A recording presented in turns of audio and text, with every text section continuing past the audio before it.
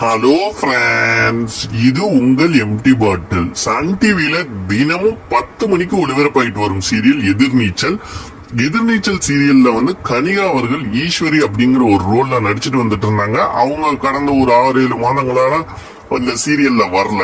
So புது ஈஸ்வரி யார் அப்படின்னு சொல்லி நிறைய பேர் எதிர்பார்த்துட்டு இருக்கும் போது நம்ம சேனல்லையும் ஒரு வீடியோ போட்டிருந்தோம்.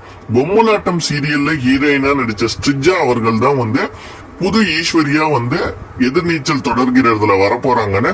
அதே மாதிரி இன்னைக்கு சன் டிவியும் ஸ்ரீஜா இனி ஈஸ்வரியாக வருவாங்க அப்படின்னு சொல்லி ப்ரோமோவும் போட்டுட்டாங்க.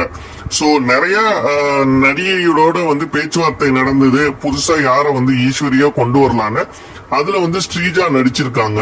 இது ரசிகர்களாகிய உங்களுக்கு சந்தோஷமா அப்படிங்கறத மறக்காம கமெண்ட் பண்ணுங்க. ஸ்ரீஜா